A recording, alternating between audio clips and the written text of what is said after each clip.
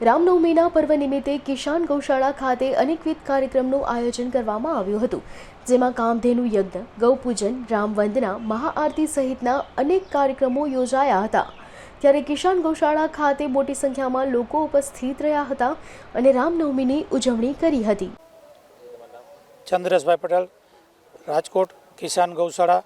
રાજકોટની ભાગોળે કિસાન ગૌશાળા આવેલી છે, જ્યાં 2300 કરતાં પણ વધારે ગૌમાતા, અંધ, અપંગ, બીમાર, નિરાધાર જેવી ગાયોનું કાયમી સેવા કાર્ય ચાલી રહ્યું છે અને ગૌશાળા દ્વારા ગાય આધારિત પ્રાકૃતિક ખેતીની પણ માહિતી ખેડૂતોને આપવામાં આવે છે। આજરોજ તારીખ 6/4/2025ના રવિવારના રોજ રામનવમીના પવિત્ર દિવસે કિસાન ગૌશાળાની અંદર વહેલી સવારે યજ્ઞ ચાલુ કરેલ છે અને પછી કામધેનુ યજ્ઞ કરેલ છે। અત્યારે જેટલા લોકો આવે છે બધાને કામધેનુ યજ્ઞમાં બેસવામાં આવે છે અને ગૌમાતાને ગોળ અર્પણ કરવામાં આવે છે અને આ બધું પૂર્ણ થયા બાદ રામવનની ખાતે શ્રી રામ ભગવાનની આરતી કરવામાં આવશે અને સમગ્ર દિવસ દરમિયાન કિસાન ગૌશાળા દ્વારા રામવનમાં જેટલા ભક્તો આવ્યા રામના દર્શન માટે, ગૌશાળામાં જેટલા ગૌભક્તો તે તમામ માટે કિસાન ગૌશાળા ગ્રુપ દ્વારા પ્રસાદની ફરાળની વ્યવસ્થા રાખવામાં આવેલ છે। કિસાન ગૌશાળા, ચંદ્રેશભાઈ પટેલ, રાજકોટ। કામધેનુ યજ્ઞમાં અત્યારે 100 જેવા લોકો અત્યાર સુધી કરી લીધા છે। લોકોને અત્યારે સંદેશો આપવા માગીએ છીએ કે અત્યારે આ સમયમાં અત્યારે લોકો પાણી બચાવે,